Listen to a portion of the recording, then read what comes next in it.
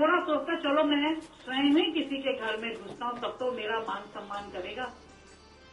और घोड़ा जो है एक व्यक्ति के घर के दरवाजे को तोड़ के उस घर के अंदर घुस जाता है। घर का स्वामी देखता है कि अरे घोड़ा ये कहाँ हमारे घर के अंदर घुस रहा है। वो अपने घर से डंडा उठाता है, घोड़े की पीठ पे 2-4 डंडे मारता है और घर से बाहर निकाल देता है। घोड़ा दौड़ता दौड़ता भाग जाता है, सोचता है कि ये शायद इस व्यक्ति का दिमाग सही नहीं होगा जिसने मुझे मार दिया, और दिन तो मुझे खूब स्वागत सत्कार करता था और आज मुझे डंडे बरसा रहा है। तो दूसरे व्यक्ति के घर में कहता मैं घुस के देखता वो तो मेरा मान सम्मान करेगा। लेकिन जब वो दूसरे व्यक्ति के घर में भी घुसता तो वहां भी उसका वही हश्र होता है। वहां भी घर का मालिक डंडा उठा के उसकी खूब पिटाई करता है कि घोड़ा कहाँ से हमारे घर के अंदर घुस गया। ऐसे घोड़ा 3-4 घरों जाती है कि अंत में इतनी पिटाई होने के कारण वो वहीं शहर में अपना दम तोड़ देता है। तो प्रेमी सज्जनों, ये दृष्टांत जो बताए जाते हैं, ये जो दृष्टांत होते हैं वो हम सब जीवों के जीवन पे ही आधारित होते हैं।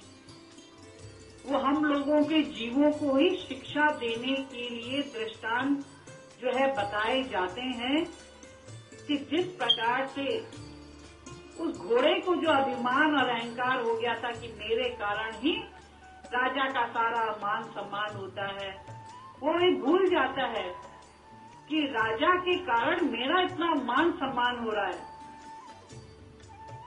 कि पशु जाति के होने के बावजूद भी लोग मेरा मान सम्मान कर रहे हैं क्योंकि मैं राजा का घोड़ा हूँ।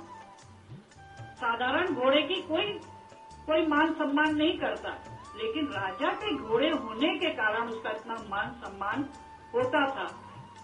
लेकिन जब मान सम्मान इतना बढ़ गया तो उसके अंदर भी अभिमान अहंकार आ गया, और जब अभिमान अहंकार आ गया तो अपने राजा के ही घर को छोड़ के चला जाता है। और जिसका हश्र ये होता है कि वो इस संसार से ही चला जाता है।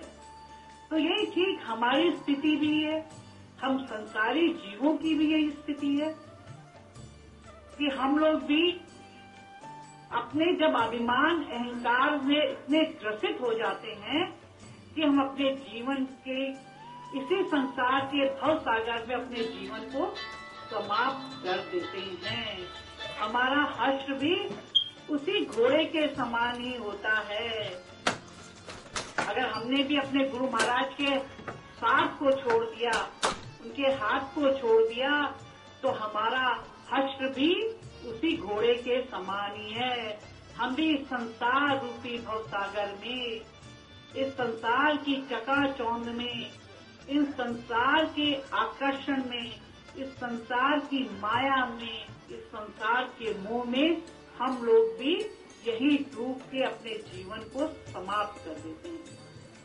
लेकिन जो भक्त, जो शिष्य जीवन भर अपने गुरु महाराज का साथ देता है, गुरु महाराज का साथ अंतिम सांसों तक नहीं छोड़ता है, वही भक्त, वही शिष्य जो है इस दुनिया को से भी पार होता है और उस भव सागर से भी अपने आप को पार कर लेता है।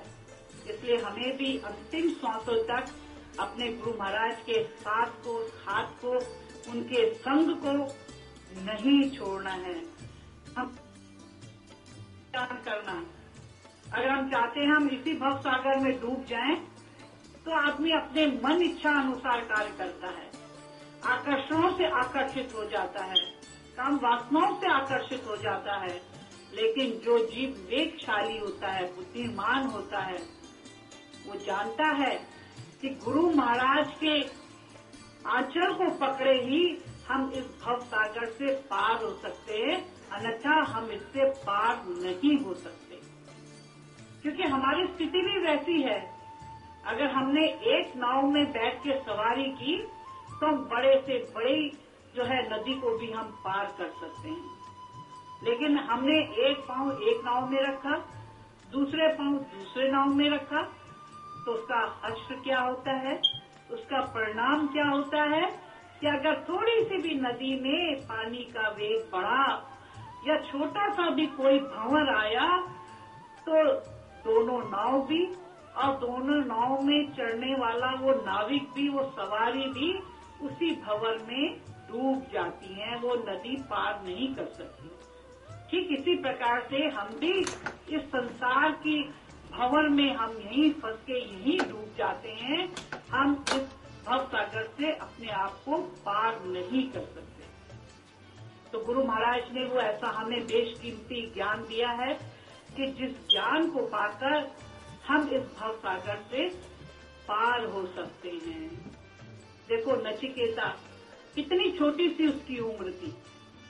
आज अगर संत महात्मा किसी के पास जाते हैं, अगर ज्ञान की बात समझाते हैं और ज्ञान लेने की बात करते हैं तो कितने सज्जन, कितनी महिलाएं ऐसी होती हैं जो कहती हैं कि भाई जी ये तो भाई अभी चौथी अवस्था की बात है, जब चौथी अवस्था आएगी तब हम ज्ञान को ले लेंगे।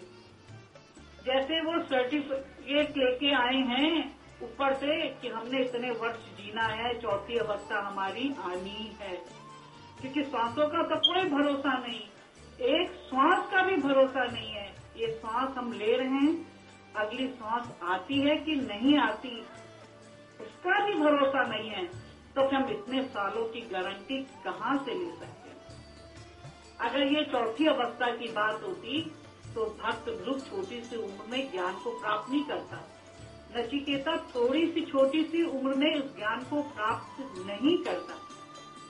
देखो नचिकेता के पिता जो थे उद्दालक ऋषि थे, उन्होंने बहुत बड़ा यज्ञ किया और जब यज्ञ का समापन होता है तो उसमें जो है ब्राह्मणों को दान दिया जाता है, वस्त्र दिए जाते हैं, आभूषण दिया जाता है, गायें दान की जाती है, बहुत सी जो भी अपनी व्यक्ति अच्छी सी अच्छी चीजें होती है उनको दान करता है। तो जब उद्दालक ऋषि ने भी अपना यज्ञ को समाप्त किया तो उसने भी ब्राह्मणों को अच्छी अच्छी वस्तुएं जो है दान करी, भोजन भी कराया, वस्त्र भी दिए, आभूषण भी दिए और अपने जो गौशाला की गायें थी उन गायों को भी दान करने लगे। लेकिन गौशाला में सब एक जैसी गाय नहीं थी, उसको दूध देती भी थी, लेकिन कुछ बुढ़िया गायें भी थी जो कि दूध नहीं देती थी, बहुत ही वृद्ध हो गई थी, काया उनकी बड़ी दुर्बल हो गई थी। लेकिन उद्दालक ऋषि उन गायों को भी दान करने लगते हैं। पुत्र नचिकेता देख रहा होता है, उसके मन में विचार आता है कि पिताश्री जो हैं बूढ़ी सी बूढ़ी गायों को भी दान कर रहे हैं। ये तो सही बात नहीं है, क्योंकि नचिकेता यही कहते कि भाई अपने पिताश्री के पास जाते हैं, पिताश्री के पास कहते हैं पिताजी आप जो गायें दान कर रही हैं वो तो बहुत वृद्ध हैं, वो तो दूध भी नहीं देती हैं, उनके दांत भी नहीं रह गए मुंह में कि जो अपनी घास भी चबा सकें, आप ऐसी वृद्ध गायों को क्यों दान नहीं कर रहे हैं। तो उद्दालक ऋषि उनकी बातों को नहीं सुनते। फिर नचिकेता कहते कि पिताश्री मैंने तो सुना है कि जो अपने से अच्छी सी अच्छी वस्तु होनी चाहिए उन्हीं का दान किया जाता है और जो खराब वस्तु है उसको दान में नहीं दिया जाता। लेकिन उद्दालक ऋषि उसकी बातों पे कोई ध्यान नहीं देते। तब नचिकेता कहते कि हे पिताश्री आप जो सब चीजें दान कर रहे हैं तो मैं भी तो आपकी संतान हूँ, आप मुझे किसको दान में देंगे। उद्दालक ऋषि जो है नचिकेता की बातों को अनसुनी कर देते हैं। फिर नचिकेता फिर पुनः पूछता है, फिर जो है उद्दालक ऋषि उसकी बात को जवाब नहीं देते। लेकिन फिर जब तीसरी बार नचिकेता फिर जब पूछता है तो उद्दालक ऋषि क्रोध में आ जाते हैं और कहते कि जा मैं तुझे यम को दान में देता हूँ। नचिकेता कहते पिताश्री जैसी आपकी आज्ञा, और वो कहते कि क्योंकि आपने मुझे यमराज को दान में दे दिया है तो मैं अब यम के पास जाऊंगा। पिताश्री तो क्रोधित में आके बोल गए थे, लेकिन उनको बड़ा दुख होता है, पश्चाताप होता है। लेकिन नचिकेता कहते कि पिताश्री जो आपने कह दिया और मैं आपका आज्ञाकारी पुत्र हूँ, जो आपने कहा मैं आपकी बात को पूरा करूंगा। और यमलोक में चले जाते हैं। यमलोक में पहुंचते हैं तो वहाँ यम जो थे वो घर में नहीं उपस्थित, 3 दिन तक नचिकेता उनका इंतजार करता है। जब यमराज आते हैं 3 दिन के बाद और उन्हें पता चलता है कि ऋषि पुत्र नचिकेता 3 दिन से मेरा इंतजार कर रहा है, तो नचिकेता से कहते कि नचिकेता, तुमने मेरा 3 दिन तक इंतजार किया था, तुम मुझसे 3 वरदान ले लो। तो नचिकेता कहते हैं कि यमराज, मुझे पहला वरदान आप ये दीजिए, क्योंकि मैं अपने पिता को छोड़ के आपके पास आया हूँ, तो जिसके मेरे पिता को बड़ा दुख है, बड़ा पछतावा है, तो आप जो है उनके दुख को समाप्त कर दीजिए, और जब मैं उनके पास जाऊं तो मुझे पुनः प्यार से गले लगाएं। यमराज कहते तथास्तु। फिर यमराज कहते कि तुम अपना दूसरा वर मांगो। तो नचिकेता कहते हैं कि हे यमदेव, मुझे जो है आप अग्नि विद्या के बारे में समझाइए। तो यमराज उनको अग्नि विद्या के बारे में सारी बातें समझाते हैं कि अग्नि की विद्या क्या होती है, कैसे उसका जो है कुंड बनाया जाता है, कैसी ईंटों का उसका चयन किया जाता है, सारी बातें उसके बड़े विस्तार से समझाते हैं। नचिकेता को अग्नि विद्या का भी ज्ञान हो जाता है। अब यमदेव कहते हैं कि अब तुम तीसरा अपना वचन मांगो। तब नचिकेता कहते हैं कि यमराज, मुझे जो है इस आत्म तत्व के बारे में, इस आत्मज्ञान के बारे में बताइए, क्योंकि मैंने सुना है कि जो है संसार में 2 प्रकार की विचारधाराएं हैं। एक विचारधारा ये है कि जब संसार से मनुष्य जाता है तो उसका पुनर्जन्म नहीं होता है, और एक दूसरी विचारधारा है कि संसार ये जब छोड़ के व्यक्ति जाता है, मृत्यु के पश्चात उसका पुनर्जन्म होता है। एक विचारधारा है पुनर्जन्म नहीं होता, और दूसरी विचारधारा है कि पुनर्जन्म होता है। अतः मुझे इस तत्व के बारे में आप समझाइए। यमराज कहते हैं कि हे नचिकेता, ये विषय अत्यंत जटिल है, अत्यंत सूक्ष्म है, और अभी तुम्हारी ये उम्र नहीं है, क्योंकि इस बारे में तो जो देवता लोग भी इस बारे में जो है जान नहीं सके हैं, तुम तो बहुत छोटे हो। तो नचिकेता कहता है कि नहीं, जिस विषय को देवता लोग भी अभी तक नहीं समझ पाए, उस विषय को मैं जानना चाहता हूँ, और उसके लिए बड़ी जो है वो बार बार इसके लिए पुरजोर कोशिश करता है। तो यमराज कहते हैं कि नचिकेता, तुम मुझसे सारी संसार की जैसी भौतिक वस्तुएं वो ले लो, तुम संसार का सारा धन वैभव ले लो, यश ले लो, बहुत बड़ा भूखंड ले लो, आभूषण ले लो, सब कुछ ले लो, लेकिन तुम ये आत्मज्ञान के बारे में अभी मुझसे ये विद्या मत लो। तो नचिकेता कहता है कि यमराज, मैंने सुना है कि जितनी ये भौतिक वस्तुएं हैं, चाहे धन है, दौलत है, आभूषण है, वस्त्र है, भूखंड है, भवन है, जो भी चीजें हैं, ये सारी चीजें तो यहीं रह जाती हैं, ये साथ नहीं जाता है। केवल वो आत्मज्ञान, वो ज्ञान ही केवल व्यक्ति के साथ जाता है, इसलिए मैं उसको जानना चाहता हूँ। और जब यमराज ने देखा कि नचिकेता की इतनी प्रबल इच्छा है और वो इस विषय को बारे में जानना चाहता है, तो अंत में यमराज उसको आत्मज्ञान के बारे में उसको बताते हैं, उसको समझाते हैं, उस ज्ञान की विधि उसको समझाते और ज्ञान देते हैं, और जो नचिकेता उस आत्मज्ञान को लेके अपने जीवन का कल्याण करते हैं। तो वो आत्मज्ञान जिसके लिए लोगों ने अनेक जन्म तक तपस्या करी, अनेक जो है तप किए, अनेक कष्टों को सहा, लेकिन आज गुरु महाराज की कृपा से वो हमको सहज ही प्राप्त हो जाता है। इसलिए उस आत्मज्ञान को प्राप्त करके उसके महत्व को हमें समझना चाहिए, उसकी उपयोगिता को समझना चाहिए, कि जिस ज्ञान को प्राप्त करके, उस बेशकीमती ज्ञान को प्राप्त करके हम अपने जीवन का कल्याण कर सकते हैं, ताकि संसार की सारी भौतिक वस्तुएं एक दिन यहीं छूट जाएंगी, कुछ साथ नहीं जाएगा। लेकिन साथ में क्या जाएगा?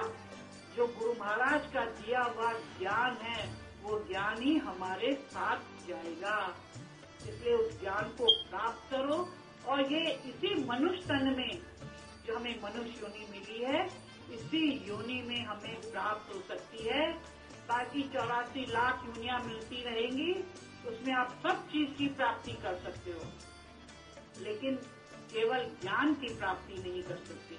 केवल ये मनुष्य योनि में, इसीलिए इसे योनियों का सरताज भी इसीलिए कहा गया है, इसीलिए इसको सर्वोत्तम योनि भी इसीलिए कहा गया है, इसीलिए इसको सर्वश्रेष्ठ योनि भी इसीलिए कहा गया है कि इसके द्वारा, इस योनि के द्वारा ही हम जो है उस ज्ञान को प्राप्त करके अपने जीवन को धन्य बना सकते हैं। इसलिए इस ज्ञान को अपने जीवन में, अपने हृदय में आत्मसात करो। और वो हृदय में तभी आत्मसात होगा जब संसार की भौतिक वस्तुएं, संसार के अभिमान, अहंकार, काम, क्रोध, लोभ, माया, मोह हमारे हृदय में नहीं रहेंगे। हमारा हृदय स्वच्छ होगा, साफ होगा, निर्मल होगा, तभी हम उस ज्ञान को अपने जीवन में धारण कर सकते हैं। और ये तो स्वाभाविक सी बात है।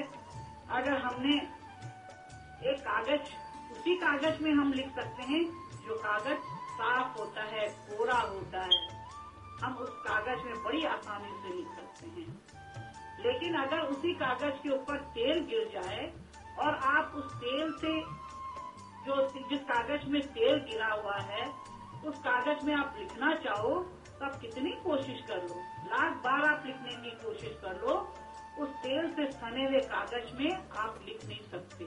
क्यों? क्योंकि उस कागज के ऊपर तेल गिर गया है, और तेल गिरने के कारण आप उस कागज के ऊपर लिख नहीं सकते। ठीक इसी प्रकार से हमारा जीवन भी अगर साफ होगा, हृदय स्वच्छ होगा, सुंदर होगा, निर्मल होगा, तो हमारे हृदय में भी गुरु महाराज के वचन, गुरु महाराज का दिया हुआ ज्ञान बहुत जल्द आत्मसात होगा। लेकिन हमारे हृदय रूपी कागज में भी अगर कामनी कंचन रूपी तेल अगर लग गया तो लाख कोशिश हम कर लें, हम उस ज्ञान को प्राप्त नहीं कर सकते हैं। लाख महान पुरुष समझाएं, लाख साधु संत समझाएं, लाख लोग समझाएं हमको, लेकिन वो बात हमारी समझ में नहीं आने वाली, क्योंकि कामनी कंचन रूपी तेल हमारे हृदय में लग चुका है। इसलिए जो है, जब तक हमारा हृदय स्वच्छ साफ रहेगा, तभी हमें गुरु महाराज की वो बातें, वो उपदेश, वो जो वाक्य, वो हमारे हृदय में अंदर आत्मसात हो सकते हैं। लेकिन पहले से ही माया रूपी, अभिमान रूपी, रोग रूपी, काम क्रोध रूपी, कंचन रूपी तेल लग गया है, तो हम लाख कोशिश करने के बाद भी उसको प्राप्त नहीं कर सकते। इसलिए अपने हृदय को स्वच्छ करिए, साफ करिए, और गुरु महाराज की तन मन धन से सेवा करिए। तब हमारी सेवा से प्रसन्न होकर गुरु महाराज हमको वो देश कीमती ज्ञान देंगे, जिस ज्ञान को पाकर हमारा जीवन धन्य धन्य हो जाएगा। सबको मेरा दुआ आशीर्वाद। हरि ओम।